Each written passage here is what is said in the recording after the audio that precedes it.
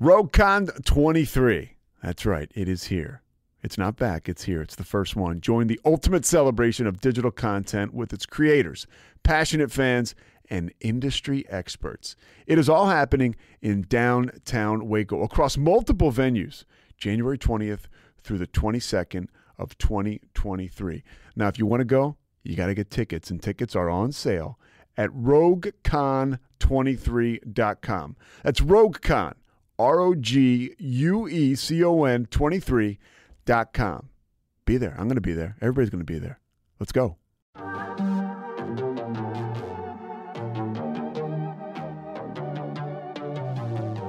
Hey y'all, I'm April. And I'm Caroline. And this is your Bloody Happy Hour. Caroline, are you ready for this? This is your newest guilty pleasure. It's the bloodiest part of your week. Did we say something about it also being happy hour? Show did. Because we about to be sipping on some murder. Bloody Happy Hour.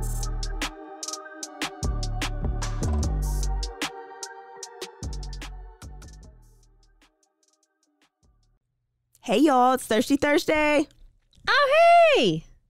So glad to be back. We've missed you so much. We get so excited for Thursdays, and I hope that you do too.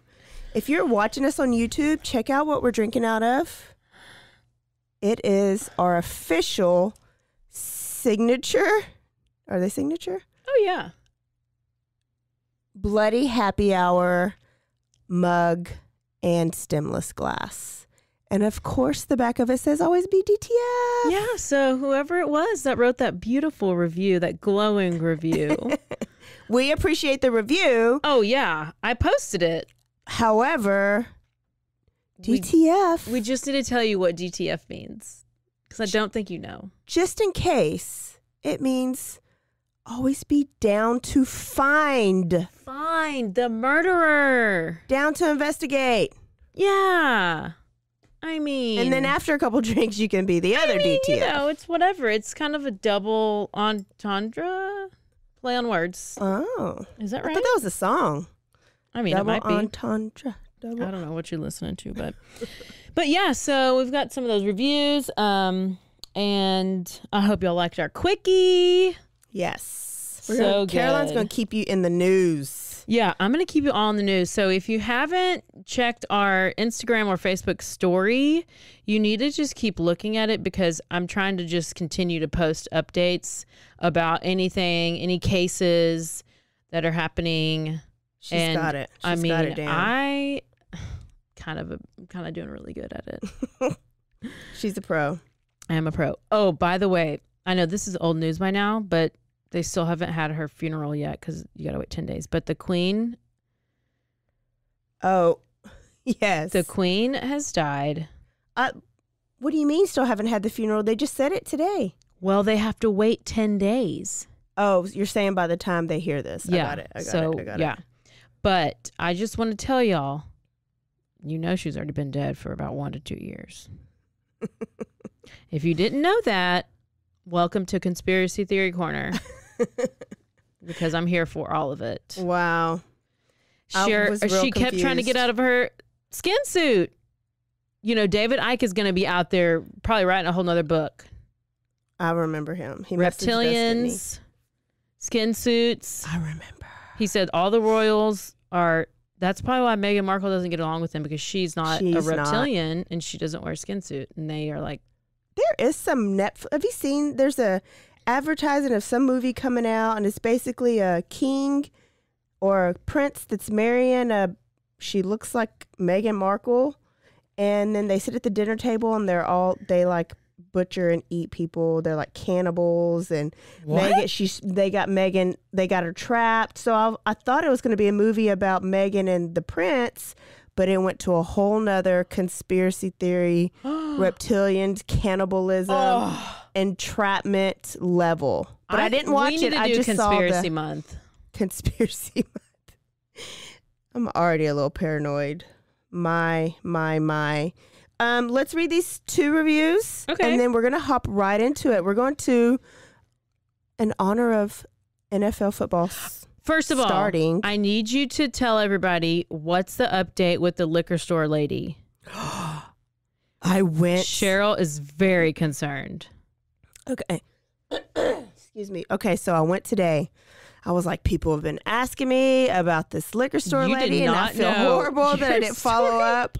Oh my God. So I pull up to the drive-through, and the window opens up, and it's a different lady. Oh, no. I was like, oh my God. No. I said, where's the other lady that's always here? What did they say? What did they say? I She's was in the like- hospital. I was like, where is she? And she goes, oh, so-and-so. I already forgot the name. She's over there. She was just sitting at the in a chair, but she was taking a load off because she hadn't been feeling good. And I was like, hey, did the Popos come by here a couple weeks ago? No, And the lady was like, I've been waiting to see you. Thank you for that. I'm fine. I think I was just stressed and I was doing too much. So he came in, and she had called the lady that was there to come and take her spot because she had to go home. And I was like, well, I didn't know if you were like about to pass out or if that other guy in there was holding you hostage. So she was thinking me.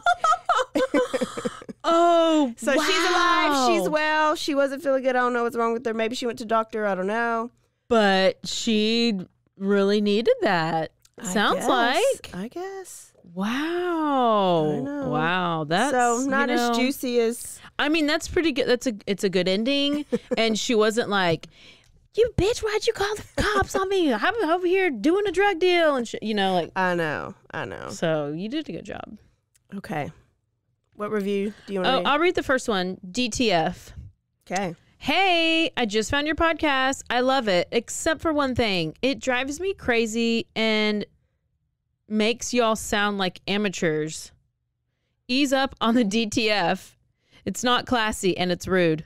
I don't know what. My goal in life is to not be classy. I mean, I'm trying to keep it classy, but this is why we had to remind her that it means down to fine. Yeah.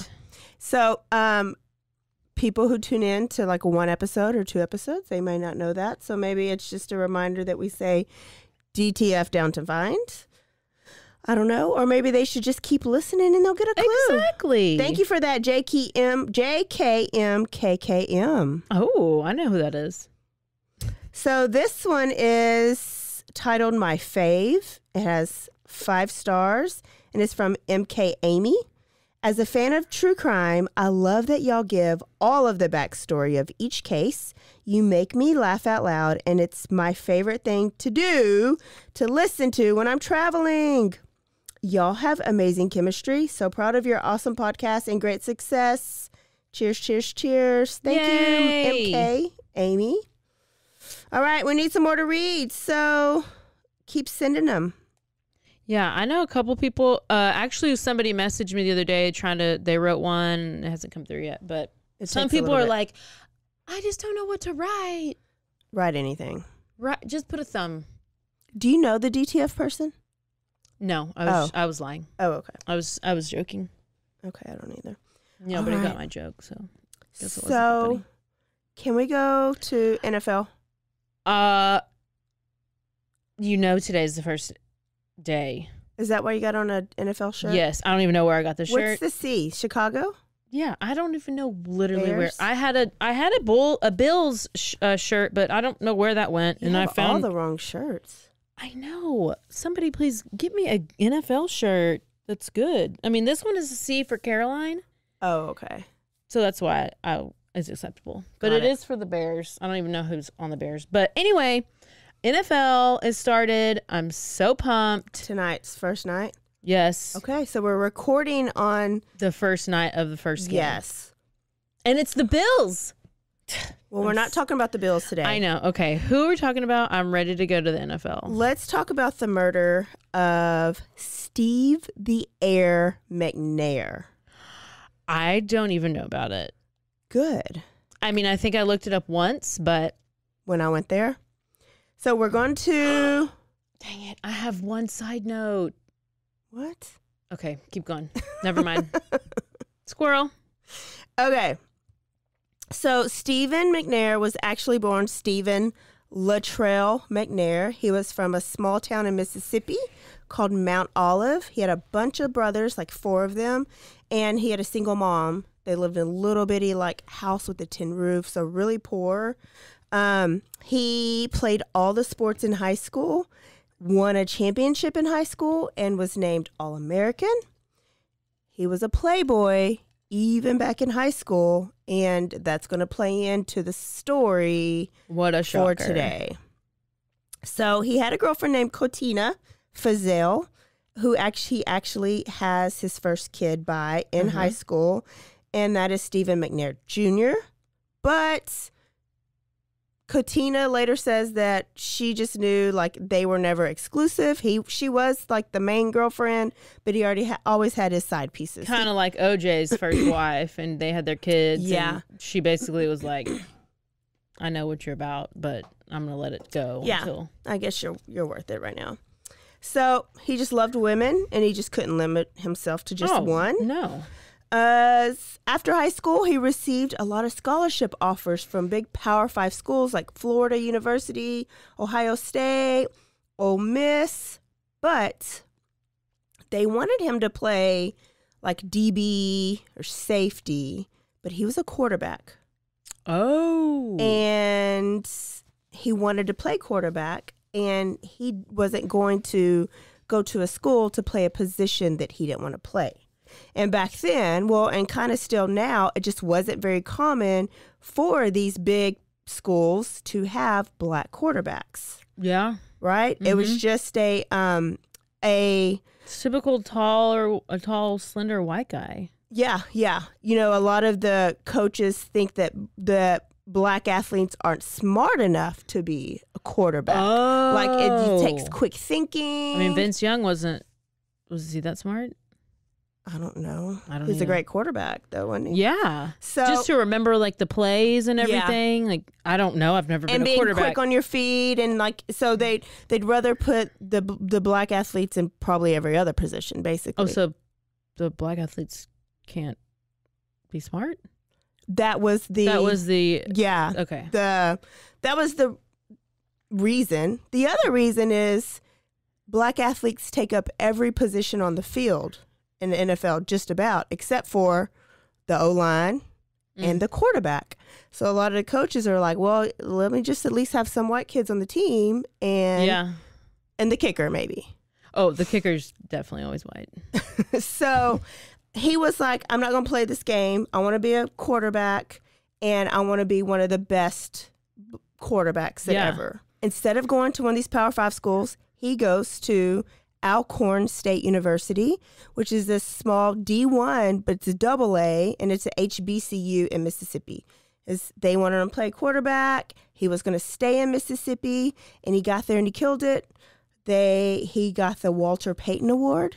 He was a Heisman Trophy candidate during his college years, and his stats were off the chart. I'm not going to go into the stats because this isn't a sports podcast, and I really don't know what it means.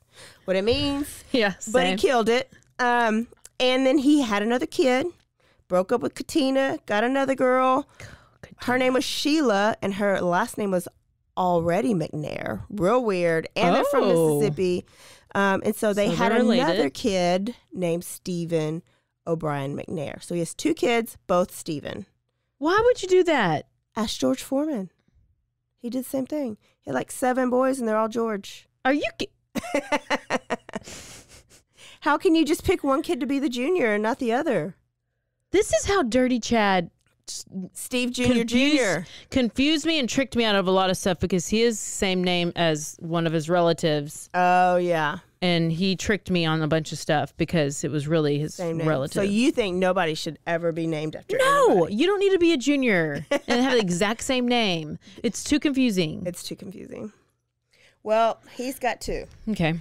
In 1995, so he's graduated high school, he was the 3rd overall draft pick, and he was drafted by the Houston Oilers. Remember them? Yes. Head coach was Jeff Fisher, and he got a 7-year deal and was the highest drafted black quarterback in NFL history at that time. Speaking of these sports stories, you know, Manti Te'o, right? Yeah. He was on that Untold series. We talked about it last week. Right. Well, I did hear a rumor that they're going to do an Untold series over Johnny Manziel. It should. I did watch the Bruce Jenner one too. You mean Caitlyn Jenner one? Excuse me? Yeah. Okay, so now he's in with the Houston Oilers. He's in the NFL, and he told was his good friend, but later becomes his agent, that the first check that he gets, he's gonna build his mom a house. That's what they always do. Yeah, and he didn't care what kind of house she wanted. He's gonna build her the house of her dreams. That's why I need an athlete. So he bought her 600 acres and built her a big, amazing house in Mississippi. And when it was like a surprise. And so when he showed her the house, she cried because she used to pick cotton on that land. They grew up real poor. Her family was like sharecroppers. Oh my gosh. So she picked cotton on the land, and now they owned it. So that was my stepmom, a big memory Dee for him. always picked cotton too. Yeah. Yeah. It was She got really after good at it. slavery, I think everybody did if you were poor. because I mean, there's a bunch of kids, and they're like, get out there and pick this cotton because they lived on a farm. Making some money. Yeah. So Steve's mom was his world, and probably the only woman he was ever loyal to, ever. Was her name also Steve? Her name was Lucille. Oh, okay. Just checking. In 1997, he met Michelle, and she became his wife, and they had two more boys named Trenton and Tyler. So Michelle was like, she's like, no, we're not doing Steve. She agrees with you. We're not doing two more Steves. Or Steven or Stefan. No play on Steve. Nothing with an S. Good. They went for the T's. I'm okay with it. So we got Trenton and Tyler. Okay, so he has 4 kids. 4 total. And now it's 1999, and the Houston Oilers are no longer. And they become the Tennessee Titans. Tennessee Titans. The Houston Oilers changed to Tennessee? Yes. Oh. What? Did you learn something? Yeah, I didn't. Yeah, they moved I just to assumed Nashville. they would have been. That came way later. Yeah. Yep. Yeah. Because Interesting. Houston was like, we used to have a team, we don't have one anymore, let's make up a team. I actually was a big love fan. The Titans. I don't watch the NFL now, but I used to watch it in the 90s and the 2000s, so this brought up a lot of memories for me. I like Ryan Tannehill, and I like their colors. That's why I like the team. Tennessee? Yep. Okay, so his first year, they went to the Super Bowl. And this is a Super Bowl game that will always go down in history and be remembered. They played against the Rams, against Kurt Warner. I think it was Kurt Warner's first Super Bowl. Mm-hmm. There's some documentary out about Kurt Warner right now and his story. But they lost by like 1/10 of a yard or something like that. Oh, no. Yes. But after that, because they had such a great season, they signed him to a new 6-year contract for $47 million. Not too bad. Not too shabby at all. He killed it for the Titans, played for the Titans until 2005. And after an injury and just some drama, he played for the Baltimore Ravens. And was there for a couple seasons. Yeah. Did really good there. Took them to some playoff runs. And then in April of 2008, after 13 seasons of the NFL, he retired. And a lot of CTE. Wait, he was quarterback his whole time. This whole time. He so he shouldn't have broke records. He still has records that are set. He broke Warren Moon. Do you know that name? No, never heard of it. I've actually never heard of that. So he spent his time so now he's retired, and he's got a house in Mississippi, and he's got a house in Nashville where he lives because he retires to Nashville, and he spent his time at the ranch in Mississippi that he bought for his mom because he had like cattle and a tank where he'd go fishing, and he loved living that farmer life down there. He also opened up a restaurant called the Gridiron 9 in Nashville. Oh, cool. And he was going to try this out, and he was going to open up a chain. if it was successful. Mm-hmm. So he was just really trying to find his life after football. His whole life has been football. And you're in Nashville, and let me tell you, remember when I got back, I was like, Nashville, Las Vegas don't have anything on Nashville. Uh-huh. Bourbon Street don't have anything on Nashville. So when you're in Nashville, you have lots of fun. And that's what he was doing. He was drinking, he was partying, and he just didn't have to be as disciplined anymore because he didn't have to get up and go to practice and workouts. And so he's living his best life. Yeah, he is. Free, drinking. But isn't he married ton right of now? money. He's still married. But he was, he's NFL. It's like, why are you even shocked? Why are we even like shocked that he has an affair? So he finds a girl. Oh, yeah. At But why do they always keep getting married? It's just security. Well, I mean, it's just what you do. I'm available. For either one, the wife or the side piece. I'm trying to get some security, some paychecks. I don't know. She's available. Either one. She'll fill any of those. So it's known now that Steve McNair was unfaithful to his wife, Michelle. Mm-hmm. And towards the end, we know that he was asking her for a divorce, but she would not give him one. Okay, why? I don't know why. He gets a condo in downtown Nashville. Him and a friend named Wade. Mm-hmm. Even though he's still married. Even though he's married, he gets like, this is his stabbing cabin, basically. Oh, yeah. So it's like where NFL players, Drugs. all of them, the people had keys and they would just take their women. No drugs. There was nothing about drugs in there, but there was women and there was alcohol. And I was really surprised that nothing about weed. Like he didn't get high and smoke weed and do anything. And it was like he fell into every NFL athlete stereotype, but that one. Michelle moved her mom in, and he wanted his privacy, so he said that's why he got his condo. But really, he got it for side pieces. Yeah. It was in his friend's name, but he made the payments on it. And it's downtown Nashville. And when I went to Nashville, that's where I went. So that's going to be the scene of the crime. He would frequent Dave and Buster's a lot. I guess it was new back then. Oh, yeah. And there's where he met a girl named Sahel Jenni Kazemi. Okay. You're obviously a stripper. And Iranian stripper. Yeah. Excuse me. She's a waitress at Dave and Buster's. She was young. She was beautiful. She was petite. Okay, so Steve would frequent Dave and Buster's. That's where he met the girl. He was 36 years old and she was 20 years old. Oh, gosh. And so they started off as a fling, right?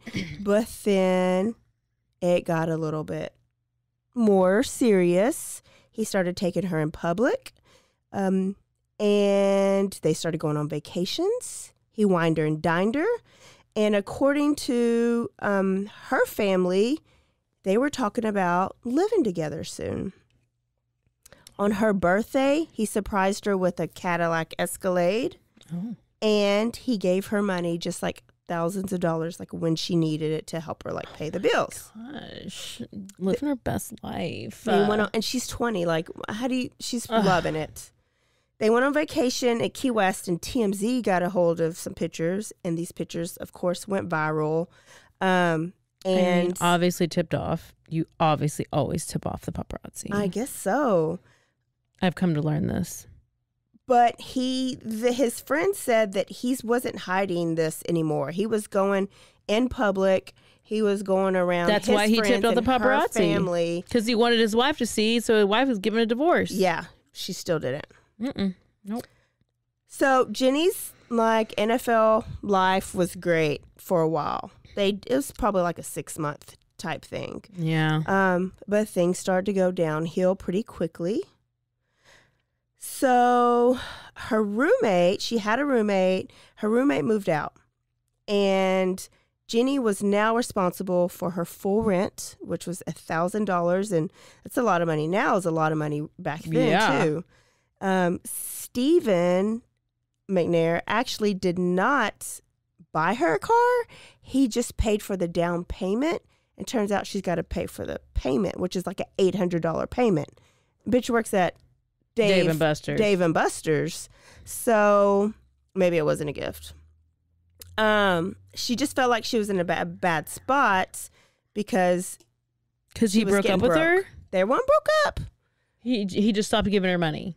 He was still kind of giving her money here and there, but she was realizing that she was living beyond her means. And then she was realizing, and her friends were like, you need to quit, because she was going to work less because he was paying her. And their friends were like, this may not last forever. You need to be going to work. You need to live a life that you can pay for if he goes away, right? They're speaking the truth to her. Yeah. Well, and then she sees another girl leaving Steve's condo one day. Another one. Yes. This girl's name is Leah. She followed Leah around town a couple times just to see who she was, but she never confronted her. Another time she went to Steve's condo and she found a used tampon and a used condom in the trash can. Well, that's an interesting combination. You pull Don't you one flush? out? Don't you flush a tampon? I guess so, maybe not. So the girl who left it, whoever left it, was being shady. Oh. Yes. Oh, wow. So she ends up telling her friends that she knows Steve is cheating. Well, at least use a condom. That's what I was like, hey. But, I mean, he already has 4 kids. job. I guess he doesn't want any more. Right. I don't know. But if I was that girl, the 20-year-old, I would have been, like, doing the whole Drake thing. What is that? Poke a hole in it and then take it out the trash can or something. I don't know what they did. Poked a hole in it before it was open, or Just took it out the trash almost can. get a date, you ruin it. I wouldn't really do that, but it's so funny that people actually do that. I know. Poke a hole in it or take it out the trash can, and then what do you take out the trash can and like slurp it up in there? What? You just rub it around? Hey, I don't know. Ask Tristan Thompson's baby mama. It's probably So Jenni's like, he's cheating and I'm probably going to end it. Those were her words. Now it's July 2nd, still 2009. He's only been retired for maybe a year, a little over a year. And they were driving down Broadway Street in her Escalade. Broadway Street's like Bourbon Street. Mm-hmm. And Steve was in the passenger seat. She was driving. She got pulled over for drunk driving. And he was able to like sneak out because he wasn't drinking. Somebody came and picked him up and he left because he didn't want that. He had already gotten in trouble. Left her. Yes. And he had already gotten like in trouble like for DUI before, but he wasn't driving. He was a passenger, but some kind of Tennessee law. So he was like, I don't need this in my life again. So she went to jail. And the police later say that like this was her bottom. It's like going to jail for that DWI. Oh, yeah. Steve went and bailed her out when she was able to get out. Class act. And instead of going back to his condo with her, Stevie boy goes to the news piece and kind of drops her off and goes to the new side piece's house, goes to Leah's house, and he spends the night with her that night. Oh, no. I know. So the police are saying that like she's pissed. She's pissed. Her man's about to go to another woman, so that also means her money is about to go for another woman, and maybe she's getting a little desperate. Maybe she should be like, can we have a threesome? She should have been the and other is he DTF. Still married, by the way? He is still married to Michelle. Michelle is just like, with all the kids. I'm getting a check. Or whatever. Mm-hmm. Because, she's like, as long as you don't mess with my money. Mm-hmm. So later, it's July 3rd. So we were July 2nd. It's just the next day. Jenni decides to go to work. She's finally going back to David Buster's. They're like, okay, bitch, come back. And the boss said that she took an extra long lunch that day and that she wasn't her usual upbeat self. Oh, well. At least she didn't get fired after getting a DUI or going to jail. But it's Dave & Buster's. I mean, do they even care? So she left work that night at 10:07 p.m. and she was never seen after that. Oh. On July 3rd, when Jenni was at work, Steve leaves Leah's apartment early that morning, and he's going to his restaurant to open it up and get ready for the day. Mm-hmm. He spent a lot of time at his restaurant. So this is what we know. July 3rd, Jenni gets off at 10:07, and at 10:23, she texted Steve. She said, "Do you want to get out and drink?" Steve's response was at 10:35, and he said, "Probably not, baby. Having trouble getting the kids to sleep." 10:35. At 10:45, she responds, "K, but I'm going to the condo in a minute." Steve at 10:59, "K." That's it. Don't that piss you off the most? K is the worst. That's the worst. That probably was the boiling point right there. And Jenni, later on, Jenni says it's open. So I guess she's in the condo and the door's open, which it's his. Why are you leaving his door unlocked for him? Yeah. This would be the last message that Steve McNair would ever receive, because according to the police report, Jenni shot Steve in his left temple while he was sleeping on the couch, passed out on the couch, and 2 more times in the chest before she turned the gun onto herself. She positioned herself on the couch so that she would fall in his lap. So this is July 3rd. This is like the morning of July 3rd going into July 4th. Oh, happy Independence Day. Happy Independence Day. On July 4th at 1 o'clock, Wayne Neely arrived at the condo, which this is the guy who shares the condo with Steve.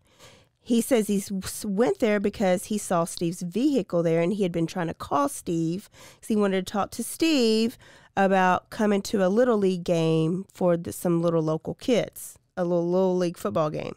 So he said when he got there that he saw Steve on the couch, and Jenni, who's actually on the floor now, he thought that they were passed out, sleep at 1 o'clock in the afternoon on 4th of July, which maybe this is a party house. Maybe that's how it's been. I don't know.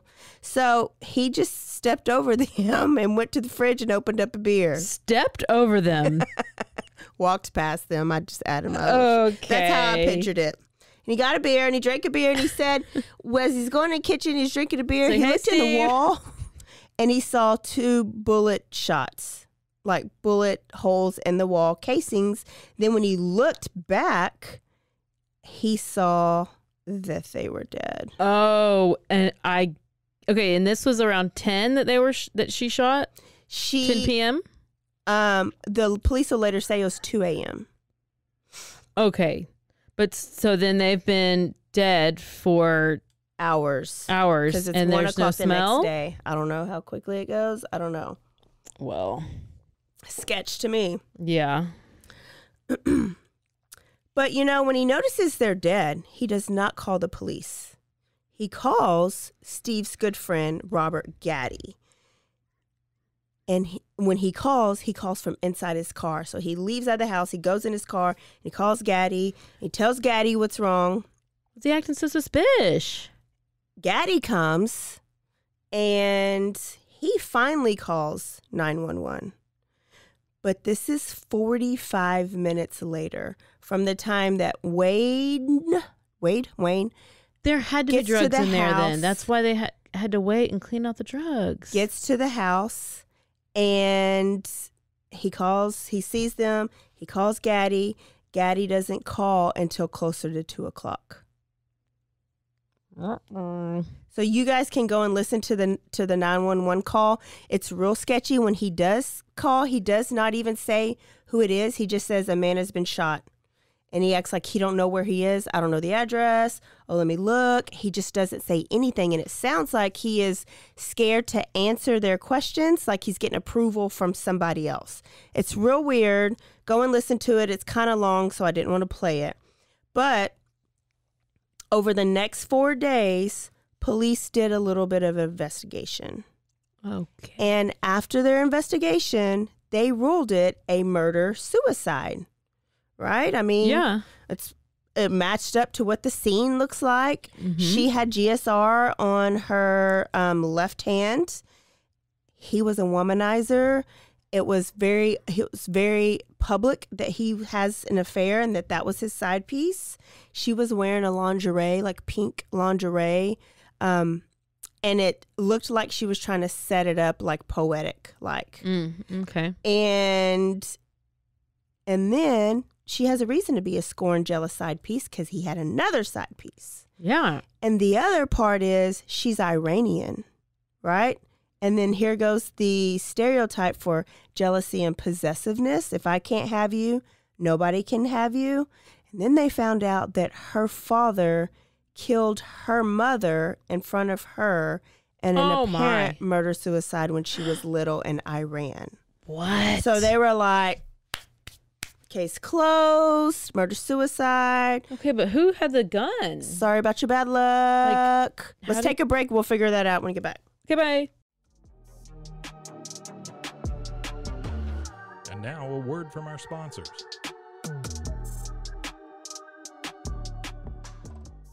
RogueCon 23. That's right. It is here. It's not back. It's here. It's the first one. Join the ultimate celebration of digital content with its creators, passionate fans, and industry experts. It is all happening in downtown Waco across multiple venues, January 20th through the 22nd of 2023. Now, if you want to go, you got to get tickets, and tickets are on sale at RogueCon23.com. That's RogueCon, RogueCon 23.com. Be there. I'm going to be there. Everybody's going to be there. Let's go.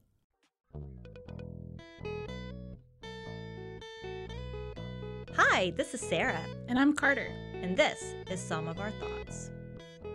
We're two Southern sommeliers, and we want to share everything we love and know about wine.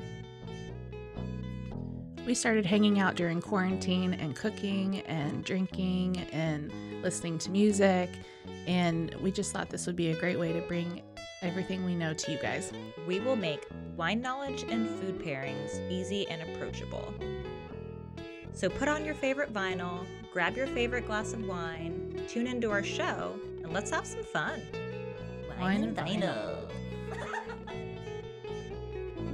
So check us out on RogueMediaNetwork.com or wherever you get your favorite podcast.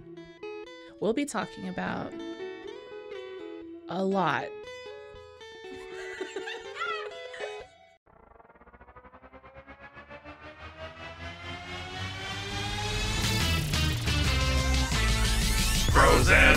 Frozen, heroes.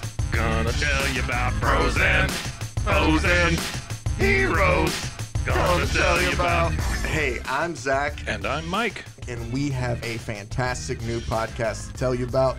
Bros, Foes, and Heroes. It's the two of us looking into the world of comics, breaking down some characters that you may have never heard of, and some that are just absolutely ridiculous. Yeah, so Zach comes up with a character each time, and I go into it just completely blind.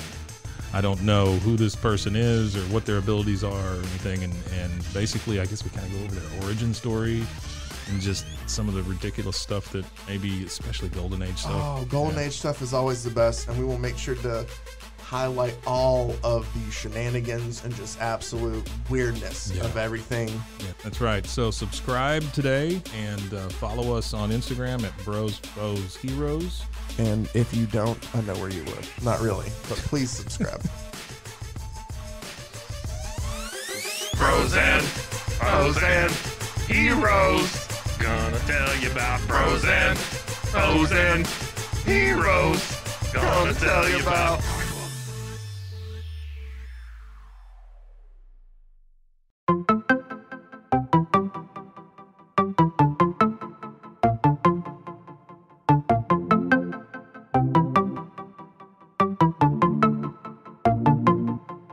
Welcome to One Star Rewind, a new podcast about those dreaded one-star reviews that every business owner hates to receive, but yet every customer loves to read. During this podcast, we will peel back that one-star review to better understand how it happened, when it happened, and what the business owner is doing after receiving that one-star review. This podcast will be about love, hate, and laughter. On One Star Rewind, we will meet with real business owners who will tell their stories and how they do rely on reviews for their business. Follow us on Facebook, Instagram, or download us at roguemedianetwork.com. Please subscribe, but only rate and review for not a one-star review. Join us each time for a new review and a new story.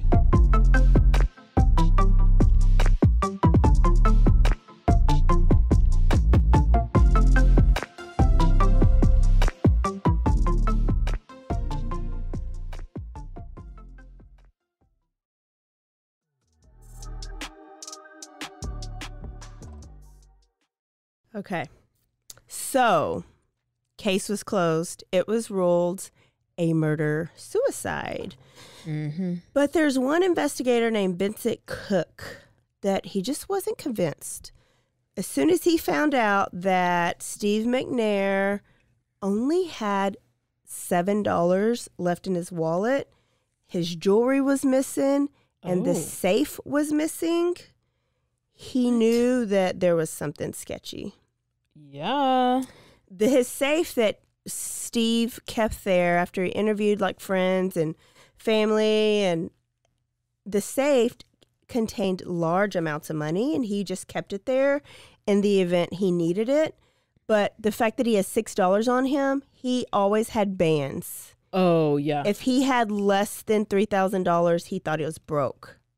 And then he wouldn't keep small bills. So they said that like they'd go to the store and he'd give whoever a $100 bill to go in and get something to drink and come back out, and they'd give him his change, and he would be like, I don't deal with that change. Keep that change. I don't deal with little bills. I knew that life. So that was a red flag for Mr. Vincent Cook. Now, it also came back after his after the investigation was done at the apartment that he had a blood alcohol level double the legal limit. Mm-hmm. Remember, he told Jenni that he was putting the kids to bed, so that's why he couldn't go out for a drink. Mm-hmm. Turns out he was already out. Clearly. But we don't know who he was out with, but he was clearly drinking with somebody. We don't know who. They still don't know who. His high school girlfriend, Kotel Fazell, who was the baby mama, she was like, I don't believe that Jenni, 5'5", 110 pounds, could overpower Steve. And these are like professional shots. Does she even know how to shoot a gun? So according to her family, she doesn't even like to cut things and won't even handle a gun. So it seemed very skeptical to a lot of the family is that she even had a gun. So then they were like, well, where did this gun come from? We're going to go there. And so then they were like, I don't believe that Jenni did it. I think we need to reopen the case. And then people were like, why did Wayne Neely and Robert Gaddy, the two first people on the scene, why would they wait 45 minutes before calling 911? Good question. And why isn't the Nashville PD not concerned about the missing money, jewelry, and safe? Like, why are they just dismissing that part of the murder-suicide? Are these other guys currently football players, or they're also retired, or they're? Robert Gaddy played arena ball. Okay. And Wade Neely was just a friend. I don't know that he was a football player. Groupie. Okay. Yeah.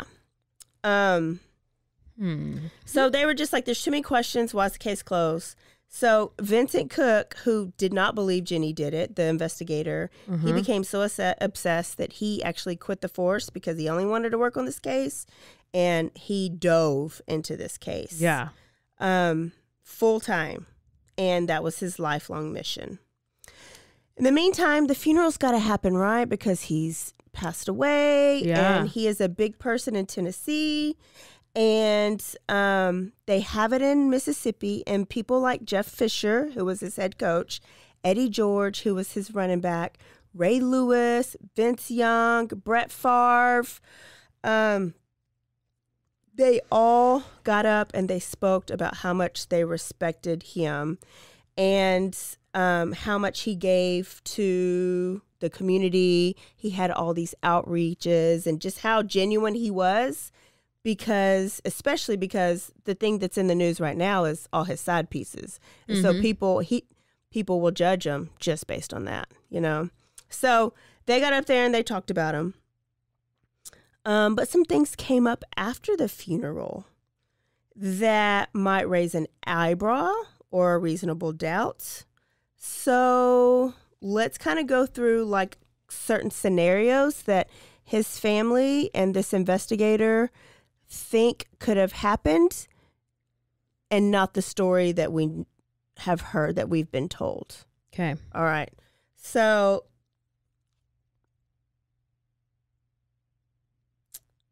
Adrian Gilliam. This is who the police tracked the gun back to.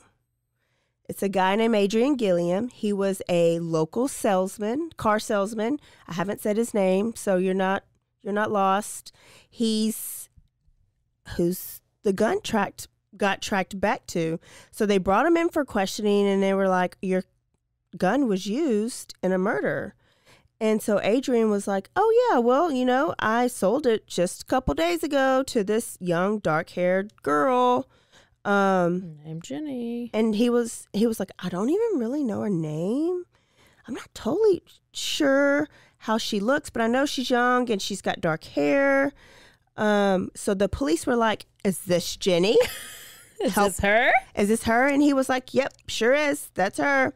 And so supposedly she went to his dealership because he bought her. Remember, Steven bought her the Escalade. Yeah. What she had a Kia before, and she had a payment on the Kia, and now she had a payment for the Escalade. So she was trying to sell the Kia. And his story is that she wanted him to sell her Kia, and then she was like, do you know any way I can get a gun? Like, that was the next question. And he was like, oh yeah, actually I have one that I don't want anymore. Okay. Just give me $100 for it. Right? So his story is that he needed money at the time, and he went and met her at her job at Dave & Buster's. She came out. She gave him 5 $20 bills, 20, 40, 60, 80, 1. Yeah. 5 $20 bills. And a BJ. And she stuck it in her apron and went back, and Dave & Buster's started working with this gun in her pocket. She had the gun. Time. Okay. The gun probably weighed more than her. Okay. So police were like, all right, bet. Okay, bye. Like, all they needed is to put the gun. Yeah. Find out how she got the gun. So they were like, oh, this just seals my case even more, which I don't see how. Well, then Vincent was like, nope, I don't like the story. Doesn't make sense. How do we know it's true? Is there any camera footage? There's not.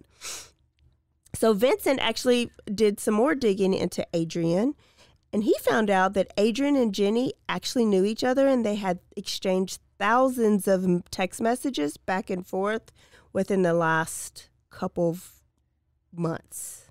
Okay. So they'd known each other for a long time. So off top, he's lying in the investigation. Oh, because he said he didn't know her name. He didn't even know her name. He wasn't sure what she looked like.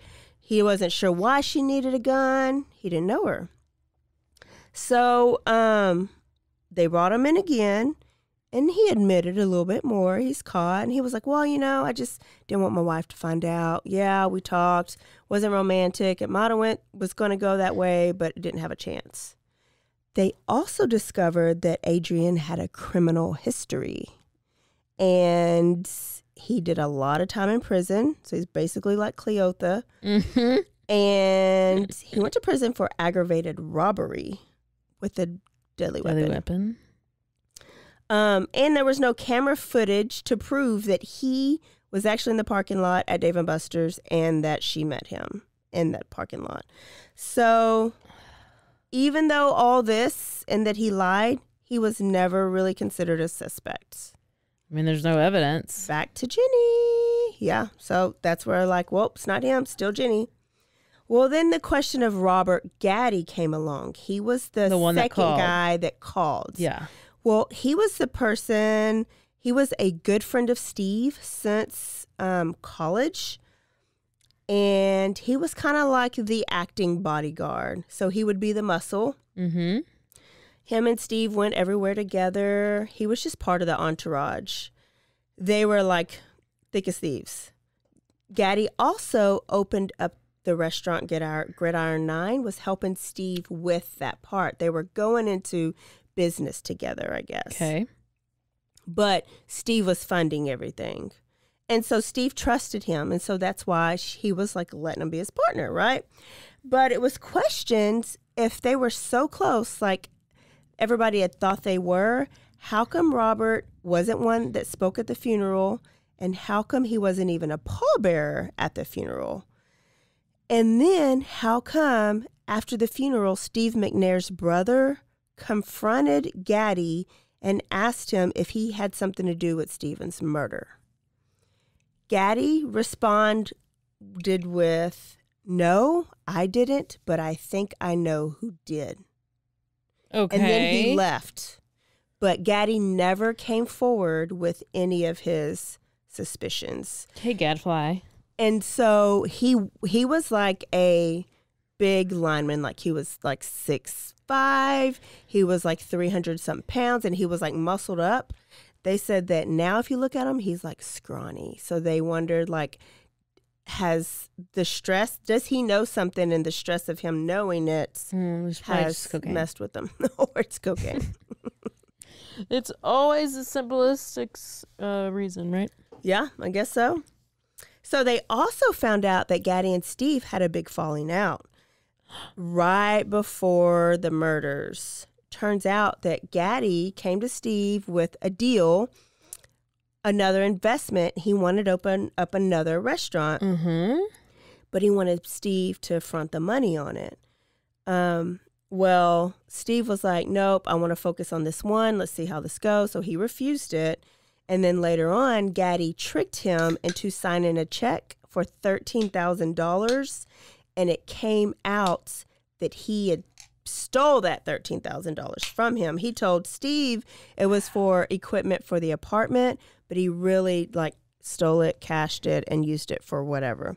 Oh my gosh. He was furious. Steve was furious, like furious enough to where he threatened to shoot Gaddy in his knees to bring him down on his level so he can whoop his ass. Because he was so big, I guess. Oh, my. When police asked Gaddy about this,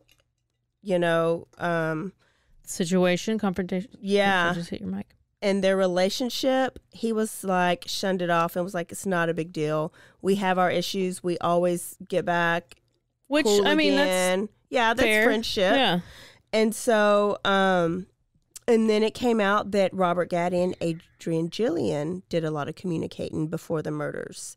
And so this Vincent Cook guy was like, could they have done something to plan this and rob him? But there's just not enough evidence to say Gaddy or Gillian could have been involved. So then you move on.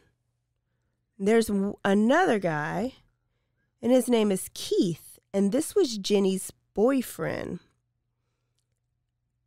High school boyfriend. They dated in high school. They lived in Florida, and they moved to Nashville together. They were going to live this life, Keith was going to become this white boy rapper, Mm-hmm. the next Eminem, and he needed Nashville to help him get there. Okay. Nashville? But they ended up breaking up, but she would always go back. Like, she'd always go back, and so it's kind of back and forth, and they were talking about reconnecting. Until he found out that she was actually with Steve McNair, and he didn't like this very much. So a song came out that Keith had put out right after the killing. And here are the lyrics, because this was a little sus. I don't know how to rap. I'm just going to say them. If you ever do it again, I'm not, because the lyrics was about a cheating couple. Mm-hmm. Okay.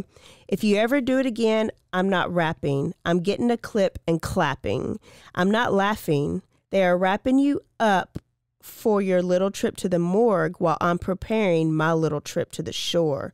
Don't ignore me. I'm not lying. I could be more honest. If you ever do it again, you'll die. I promise. Okay, Eminem. So they were like, this sounds like he's real pissed at. I mean, they're going off a song. Yeah. So they question him. Man, they are really trying to find a different, like. This is Vincent. Vincent, like, just does not believe that Jenni did it. Is a little autistic. Does not believe that he did it. Come on now. And so he's, like, grasping at any little thing. Any little thing.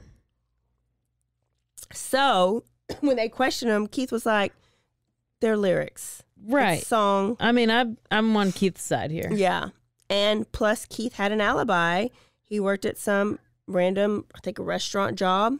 His time clock had him clocked in. Was he a knight at medieval nights or medieval times? Yeah, he was a knight. I knew it. It was, I don't even think it was that nice, but he was clocked in, and his coworker vouched for him. So, crossed off the list.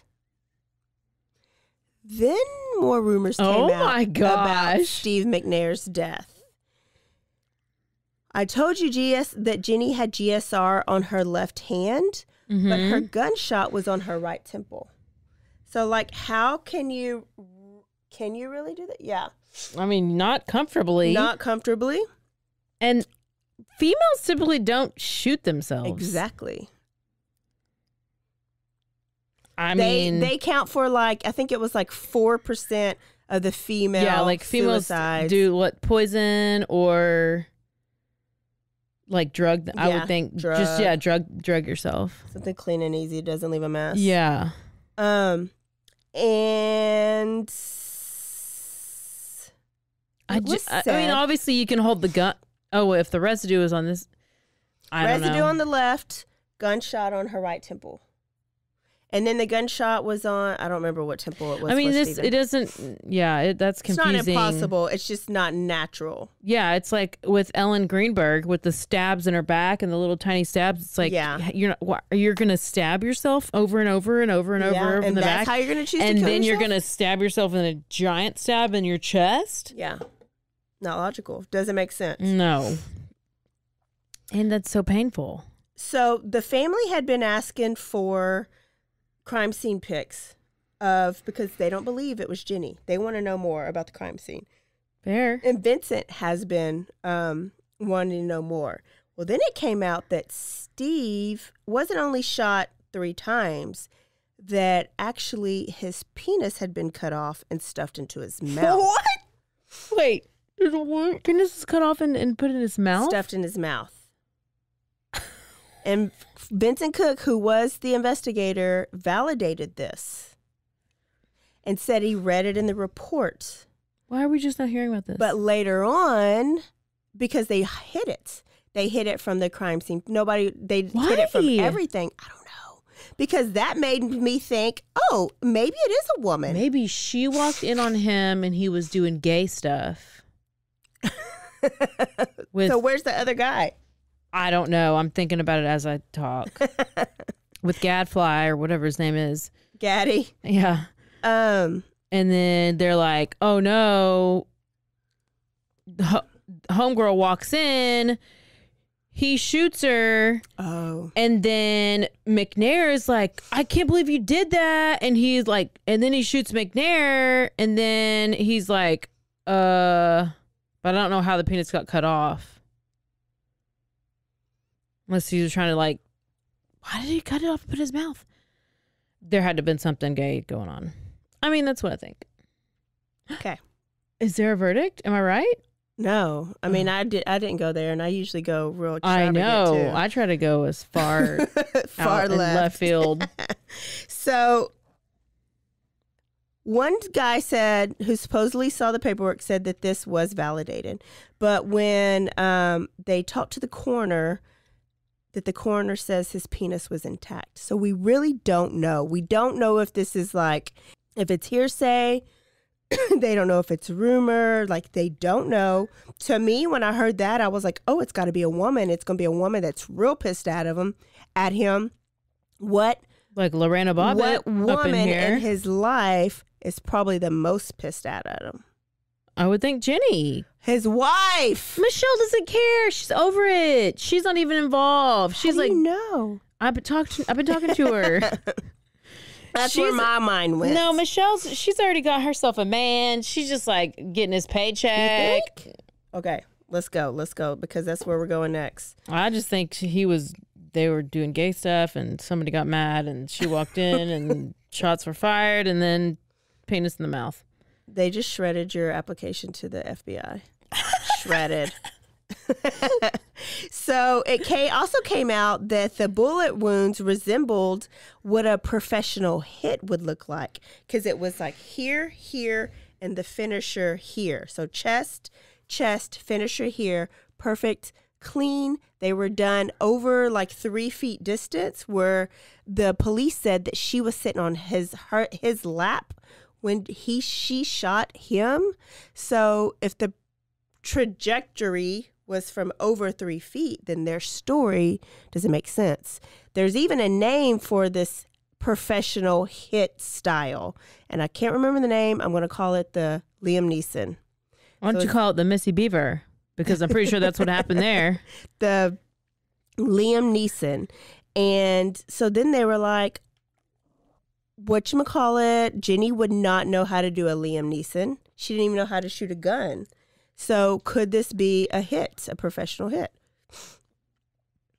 And then that leads me to the last suspect, who I think should have been the first suspect, because it is in any other case like this. And that's the spouse. The spouse. Okay. The most important suspect, I think. Yeah. So Steve's wife, now widow, Michelle. It came out that Steve had just changed his will. Okay? And Michelle got a glimpse of this will. He drafted it a couple times. Remember, he had been asking for a divorce, changed his will. Oh, yeah. She never would give him a divorce. She never gave him a divorce. And he died before he ever officially signed the will. Yeah, and before it was whatever. officially submitted or whatever. And people still have not seen this will because Michelle was seen on his computer.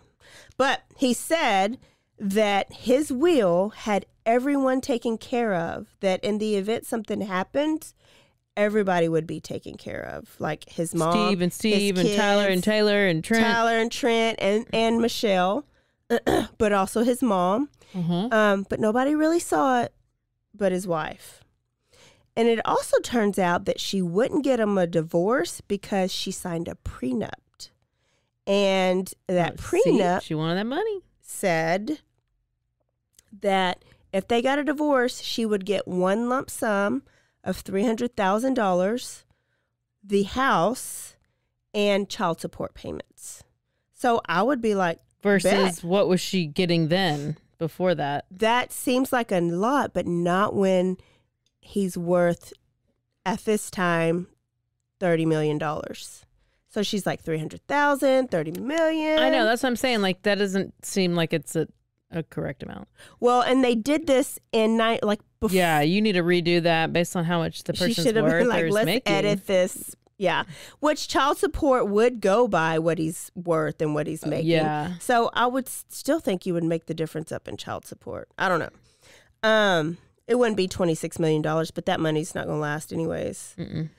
So Vincent thought she should have been questioned about Steve's death, but the police never questioned her. She is actually the one who had the most to gain from his death, because in his death and without a will, everything goes to wife and kids, his whole estate. And so that's what happened. Ruh-roh. So people are like mean, putting things together. They're like, okay. I'm not mad at Michelle. They're like, okay, the marriage is rocky. He constantly cheated. He had a stabbing cabin. He would even pick fights with her just so he can leave and go to his stabbing cabin. And she didn't want it. She wanted a divorce, but she wouldn't give it to him. Is this a motive enough to kill? He was, if that's not enough, let me tell you this. Okay. So Stephen was spending a lot of money on his side pieces. Mm-hmm. He was paying rent for one. He was going out and buying them things, taking on vacation. And supposedly they did a big business deal and recently lost millions. So that $30 million was slowly like going down. Of course. And Michelle told a good friend named Doc Simpson, who was like Steve's mentor, that their CPA told them that they needed to make some changes soon or their money wouldn't last much longer. Okay. So Doc Simpson, who has been with Steve this whole time, was like, you know, Steve wasn't real extravagant. And when he did buy, he paid cash. So like mom's house, paid cash. His house, paid cash. Cars, paid cash. So he had no debt.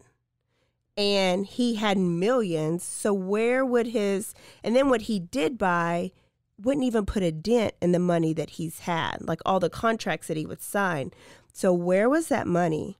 So that raised a red flag to Doc. So Doc talked to Steve before Steve died and said, you should have your money audited. Because if this is true, somebody could be stealing from you. There's no way you should have this many $1 million when you've only bought this. Like, it just doesn't add up. Oh.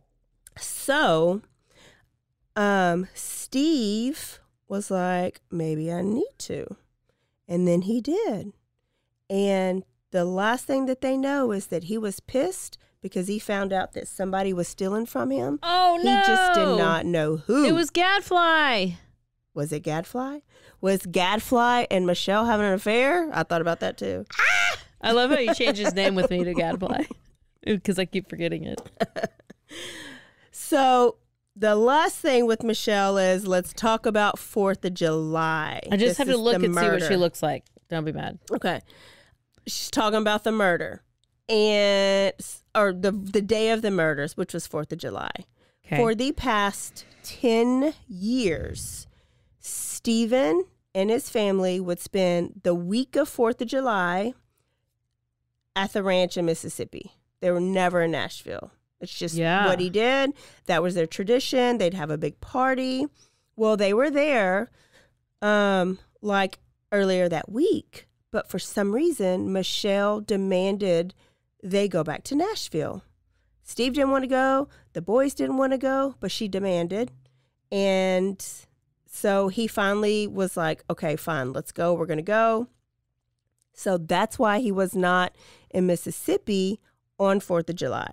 So people around who found this out were like, why does she want Steve back in Nashville so bad?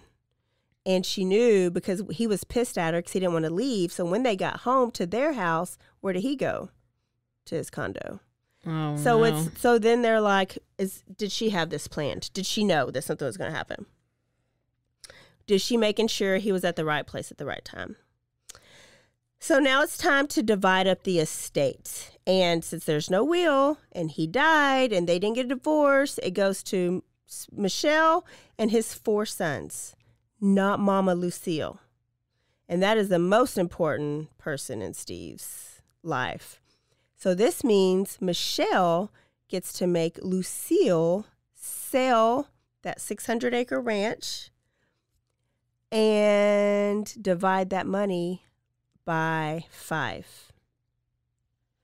The kids' stuff put in a trust. Yes, so they go back and forth because Mama Lucille was like, this is my house. My sons bought it for me, said I could live here forever.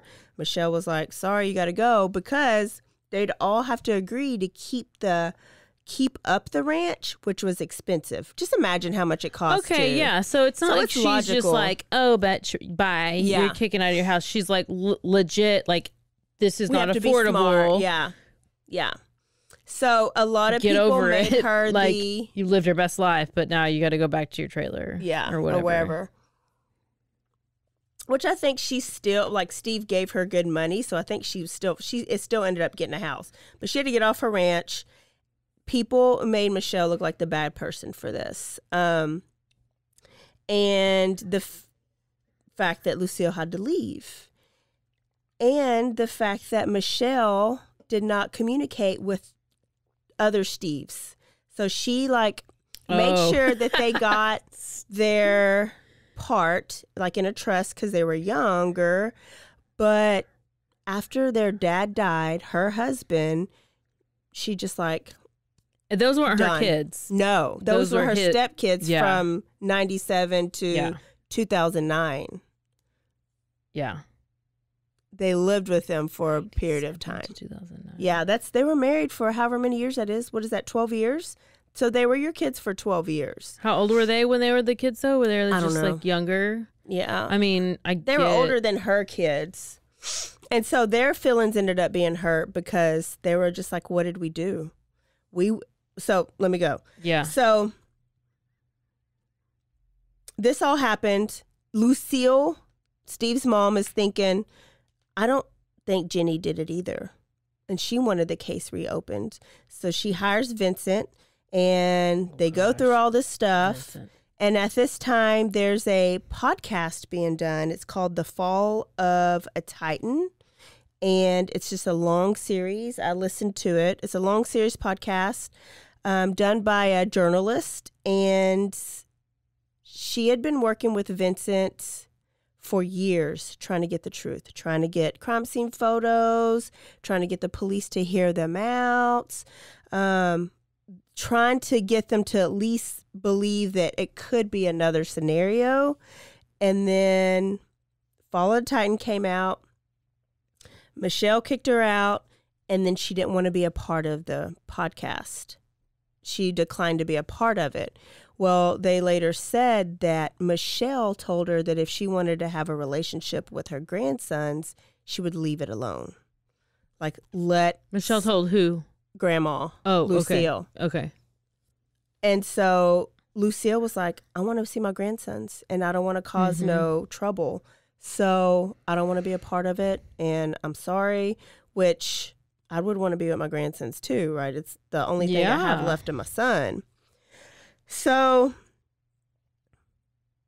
that's kind of where it is. Like, the Vincent Cook brought a bunch of theories to the grand jury, to the investigators, to all this evidence and all these things that really gave me a reasonable doubt. When before I went through all this, I just thought Jenni Kazemi. Jenni from the block. Jenni Kazemi. Yeah. And now I'm like, could there be an alternative story?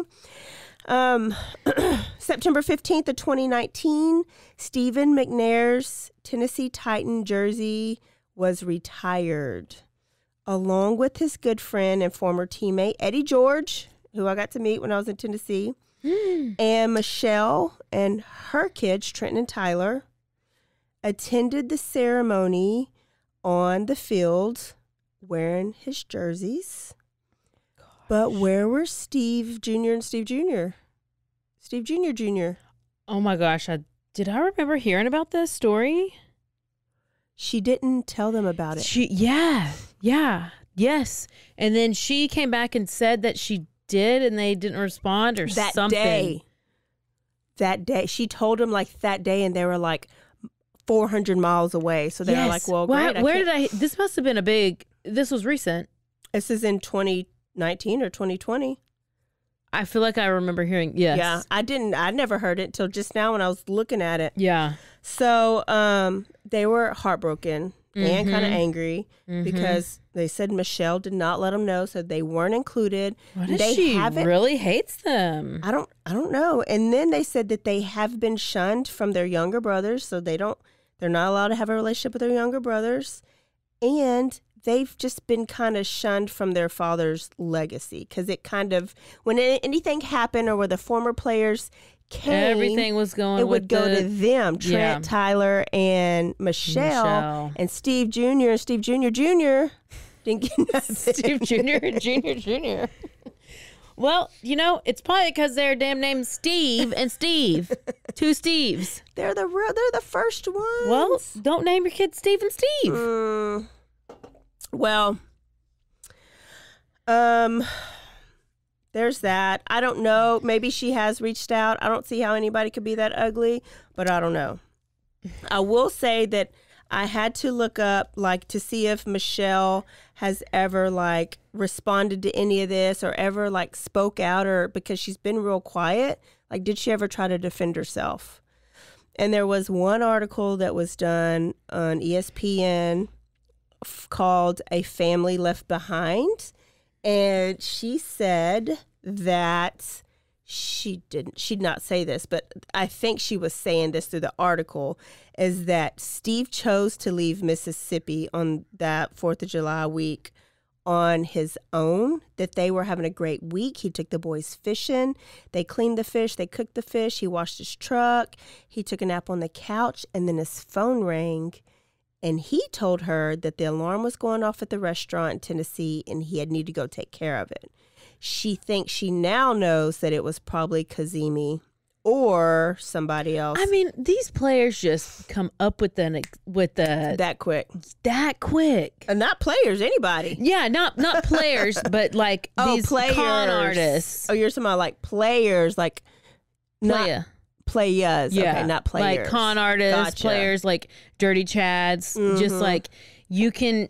That's liar will be a liar. Bad when you can, at the drop of a hat, come up with the quickest lie. Yeah, and then and who are you to question? Because what are you supposed to do? Yeah. So she said he needed to go take care of it. She said that she knows now it's probably Jenni, and that he went to go kiss the boys goodbye. And Tyler and Trent said, please don't go. And he told them that he loved them and that he kissed her and told her that he loves her too, and said, I'll be back in a little while, and just never came back.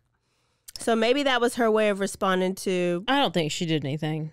I think that was her way of responding to, no, I didn't make his ass go back to Tennessee to get shot up. She says she had to know what he was. Yeah. And that's the thing, she's playing dumb. She's playing dumb, and she's trying to act like she didn't really know about Jenni. Maybe she was like me and just kind of was like, okay, well, but if you're, I don't know. I mean, when I found out that Dirty Chad was staying nights in hotels, and I saw the transactions on my debit card for the damn freaking Holiday Inn Express. And he said he had to go there because he was having withdrawals, and he didn't want me to see him having withdrawals. Little tidbits come out every episode. It sparks a memory. And so you were like, oh, okay. I was just like, are you serious? What? Do I need to come there? What am I? And he's like, no, I just don't want you to see. It's a horrible thing to see. And I was like, when really he was probably having a cocaine party. And because he was saying he had withdrawals from his blood pressure medicine. So I still didn't know it was drugs. I was like, what? She always says, stay aware. Y'all don't even listen to anything I say. Don't even listen to me. She also said that she did not choose to move her mom in, that when her mom's husband died, Steve called up her mom and said, move here, you should not be alone. So people made it seem like her marriage was already on the rocks, that she moved her mom in. That was the biggest mistake. She said that it was Steve's idea. That's the type of person he was. Oh, okay. Right now, she is never remarried. She dates here and there. She went and got her nursing license. She's working. She loves taking care of people, and she says she wants to become a foster parent. Where I was like, oh, she went too far. Who wants to do that? I know a lot of people. So all 4 kids, they go to college in different areas. None of them played college football. One son was really, really good at football and had potential to be a great quarterback, but he ended up saying, there's no point. I can never be as good as my dad. Who cares? Just go play and make some money, bro. He just wanted his dad to be the legacy. Oh, no. That's the whole point of having an athletic, professional football player dad. One of them was a basketball player, and one of them danced in college, and I don't know what the other 2 did. Okay, I'm going to need somebody to have been an athlete out of this, because then, if not, then my aspirations and my goals and dreams are shot. Well, and I only have a few more years before they're going to come out, dyslexic and autistic and everything else, because I'm getting real old. Well, I don't know. She did say that they watched him hurting 6 days a week, but would play his butt off on Sundays. And would be because his body be so hurting. So she also thinks that kind of deterred them, because they played basketball. They danced, and it happens with a lot of athletes' kids, because they see the other side of it that we don't see. We just see the fame and the fortune. Oh yeah, that's true. That's really all I see, anyways. Maybe that's all that matters. I mean, and some injuries here and there. Oh my gosh, great story. I didn't know it. I mean, I kind of I knew it, but I didn't really know it. Do you have a reasonable doubt? No. What if I told you Jenni's parents were not killed by murder-suicide? I don't even, that wouldn't make a difference. It wouldn't make a difference. No. What if I told you Jenni was laughing at her when she was being arrested and talking to the cop, and it was on video and she's flirting? It wasn't a rock bottom. I would have probably done the same. Yeah. No. What if I told you? But the guy who sold her the gun, what's up with that? What if it didn't happen? What do you mean? Where else did the gun come from? Why did they not trace it? I think it was him and Gaddy. Who's him? The gun guy, Gillian, and Gaddy. Gadfly? And I think that's why it's missing. I think. Oh, the gun is missing. No, that's why the money is missing, the jewelry's missing, and the safe is missing, because I feel like that has nothing to do with it. They were robbing him because they thought he was in Mississippi. Oh. And he ended up being there, ended up being a fight, and she was giving him a BJ. There's got to be a BJ somewhere in this story. There's a blowjob. That's what made me think it could have been the wife. If that's true, it's the wife or one of the girls. Yeah, but she was not even close to being in that area. And how do we know? They never checked her alibi. They never even questioned her. Well, this case is botched. It is. I'm done. Stay aware. Stay alive, BGTF. I could get obsessed, and I'll think about it all night, and I'll think of every scenarios until the next story comes. I know. I don't know. Y'all guys, you tell me what you think. Is it Jenni? Is it somebody else? I don't know.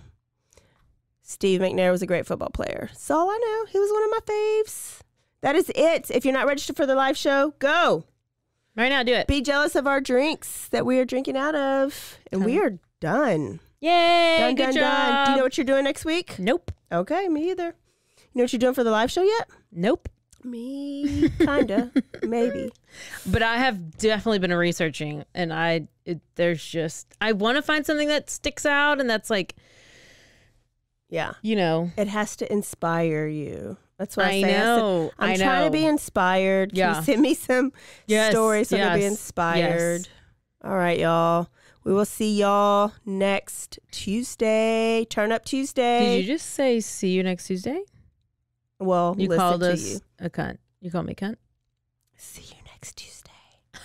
That's never heard of that. Oh, are you not? No. Are we in 8th grade? No. Y'all, don't forget to stay aware, stay alive, and always be DTF, down to find the murderer. Like Vincent Cook was. He was just unsuccessful, and we still don't know who the murderer was. Stay sipping.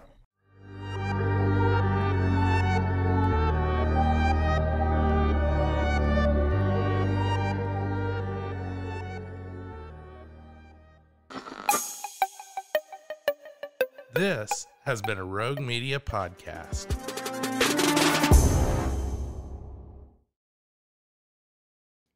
Join the ultimate celebration of digital content with its creators, passionate fans, and industry experts. It's all happening in downtown Waco across multiple venues on January 20th through the 22nd, 2023.